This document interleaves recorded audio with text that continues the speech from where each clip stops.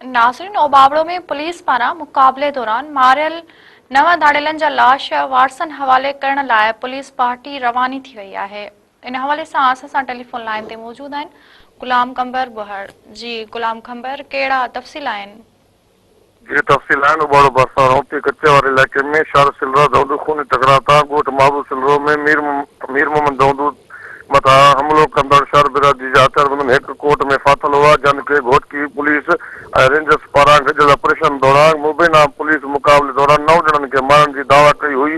जन मां 8 ॼणनि जा लाश, जन में 20 लख इनामी याफ़्ता बदनाम ॾुआरी साहू कोश सूबो शहर बदनाम ॾुआरी रायब शहर जे भाउ अकबर उर्फ अकू नज़ीर शहर ऐं दारा शहर समेत 8 ॼणनि जा लाश 16 कलाक गुज़रण खां पोइ DSP ओबावड़ो पारां लाश अस्पताल मां खणाए बया वन पुलिस चौकी ते संदन लाश वारसन हवाले करण लाइ अस्पताल मां रवानो थी वियो आहे।